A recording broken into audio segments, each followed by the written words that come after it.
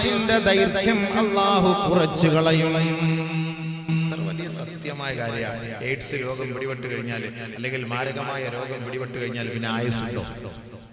ഒരു രോഗം, മാരകമായ ഒരു രോഗം, ഇതുമായി ബന്ധപ്പെട്ട രോഗമാണ്, ഇവന്റെ രോഗം ഒന്ന് അറിഞ്ഞു കഴിഞ്ഞാൽ പിന്നെ ഇതിനെ കുറിച്ച് ചർച്ച ചെയ്തിട്ട് കാര്യമില്ല. ആയുസ് പോയി, പിന്നെ തീർന്നു. ശരി തന്നെ. ഇപ്പൊ ഇവനെ വിചാരിക്കാൻ തന്നെ പോയാൽ തന്നെ ഇപ്പൊ സ്വസ്ഥമായിട്ടെങ്കിലും റൂം എടുത്താൽ തന്നെ, വീട്ടിലാണെങ്കിൽ തന്നെ അന്യന്റെ പുറയിൽ ഒളിച്ചോടി കയറിയാൽ തന്നെ സ്വസ്ഥമായിട്ട് റാഹത്തായിട്ട് വിചാരിക്കാൻ കഴിയും. അവന്റെ ഭർത്താവിനെ പേടിക്കണം, അവനെ പേടിക്കണം, വാപ്പായെ പേടിക്കണം, അള്ളാഹെ പേടിക്കുന്ന, പിന്നെ ബാക്കിയുള്ളവരെ മുഴുവൻ പേടിക്കണം. പിന്നെ സ്വസ്ഥമായിട്ട് പോയി അവന്റെ കാര്യം നടത്താൻ പറ്റൂലല്ലോ. അപ്പോഴേക്ക് നീ പിടിച്ചു കഴിഞ്ഞാലോ അവനാകെ തളർന്ന്, അവന്റെ വയസ്സ് അവിടെ വെച്ച് തന്നെ ഒരു 10 വയസ്സ് കുറയും. ടെൻഷൻ അടിച്ചു. ഇത് ദുനിയാവിന്റെ അവസ്ഥ തന്നെ ഇപ്പൊ ഇങ്ങനെയാണ്. സല്ലല്ലാഹു അലൈഹി വസല്ലം തങ്ങൾ പറഞ്ഞ വാക്കാണ്, അവന്റെ ആയുസ് കുറഞ്ഞു. അല്ലാഹു കാത്തിരക്ഷിക്കട്ടെ. അതൊക്കെ വിശദീകരിക്കേണ്ടത് ഒരുപാട് വിശദീകരണമുള്ളതാണ്.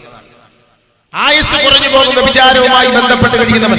വിചാരം എന്നൊക്കെ പറയുമ്പോൾ നമ്മൾ മനസ്സിലാക്കേണ്ട കാര്യം എന്ന് പറഞ്ഞു കഴിഞ്ഞാൽ, പിന്നെ ഗുഹ്യഭാഗം കൊണ്ട് ചെയ്യുന്ന മാത്രം പണിയല്ല, കണ്ണുകൊണ്ടും കാതുകൊണ്ടും ഹൃദയം കൊണ്ടും കൈകാലുകൾ കൊണ്ടും ചെയ്യുന്ന എല്ലാ പണികളും നബി സല്ലല്ലാഹു അലൈഹി വസല്ലം തങ്ങൾ ആ ഭാഗം വ്യക്തമായിട്ട് പഠിപ്പിച്ചിട്ടുണ്ട്.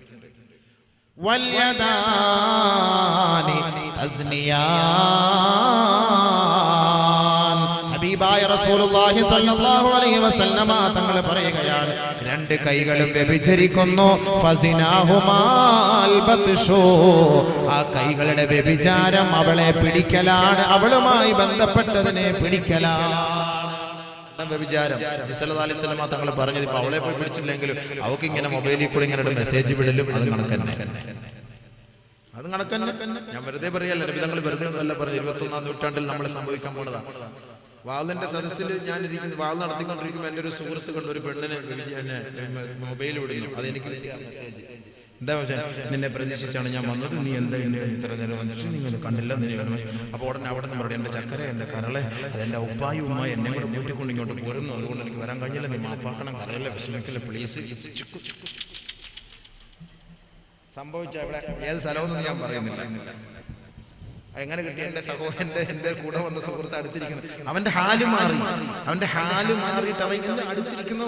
അതാ പറഞ്ഞത്, ഈ സംഭവമായിട്ട് ബന്ധപ്പെട്ട് കഴിഞ്ഞാൽ ബോധമൊന്നുമില്ലേ? വാപ്പ അടുത്തിരുന്നാലും ഉമ്മ അടുത്ത്, അതുകൊണ്ട് ബോധമില്ല. എല്ലാം ഇത് തന്നെ. ഈ വഅദ്, ഉറൂസ്, ഉത്സവം, ഇതൊക്കെ ഈ പെണ്ണുങ്ങൾക്ക് വിചാരിക്കാൻ ഏറ്റവും നല്ല ഒരു സാഹചര്യമാണ്. വാപ്പായും ഉമ്മായും നേരെ വാതിന് വരും. ചെറുപ്പക്കാർ തലവേദന, ഉമ്മച്ച പോട്ടു, ഇവിടെ വേറെ മിഗ്രാജിന് പോകാൻ പോകുന്നവരുണ്ട്. ഇവിടെ പെണ്ണുങ്ങളെ ചെറുപ്പക്കാരെയും കൂട്ടിയിട്ട് വീട്ടിൽ നിന്ന് വരാം പുറത്തേക്ക്. എൻ്റെ മാതാപിതാക്കളെ ഒന്ന് ശ്രദ്ധിച്ചോളി.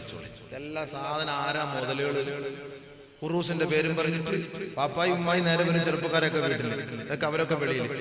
ഇപ്പൊ നമ്മുടെ ഇപ്പൊ ഇതിന്റെ സംഘാടകരാണെങ്കിൽ തന്നെ, ഇപ്പൊ പൊതുവെ വാതിന്റെ ആണെങ്കിൽ തന്നെയും നമ്മളിവിടെ കുറെ ചെറുപ്പക്കാർ ഇങ്ങനെ കവലയിൽ റോഡിന്റെ സൈഡിൽ നിൽക്കുന്നതാണ്. എന്താ ഐറ്റങ്ങൾ പോകുമ്പോൾ കാണാൻ വേണ്ടിയിട്ട്. അപ്പൊ അതിന് വേണ്ടിയിട്ട് ഇങ്ങനെ കുറെ എണ്ണം ഇങ്ങനെ നിൽക്കുന്നത്. അതിന് എന്തെല്ലാം പറഞ്ഞാൽ, എത്ര കസേരയിട്ട് കൊടുത്താലും അർഷ് എടുത്തുകൊണ്ട് വെച്ച് കൊടുത്താലും അവർ അതിനകത്തിരിക്കില്ല. കാരണം എന്താ, ഹൂർലിങ്ങളെ കാണാൻ വേണ്ടി അവർ നിയത്ത് ചെയ്തിരിക്കുകയാണ്, നേർച്ച ചേർന്നിരിക്കുകയാണ്. 10 വാതിന് 80 ഹൂർലിങ്ങളെ കാണുന്നത് ഞാൻ നേർച്ച ചേർത്തിട്ടുണ്ട് ഉസ്താദെ, അതൊന്ന് കാണാൻ വേണ്ടി ഇങ്ങനെ ലൈനിലായിട്ട് നിൽക്കാം. അങ്ങനെ നിൽക്കുമ്പോൾ അവർ വാത് പറയാൻ കയറി വരുമോ? അതങ്ങനെ കയറി വരും. ആ പാട് കിട്ടുന്ന ഒരു ചാൻസ് ഇതേപോലെ ഉറൂസ് വാതിന് വരുമ്പോഴൊക്കെയാണ്. എപ്പോഴാ പോവാ?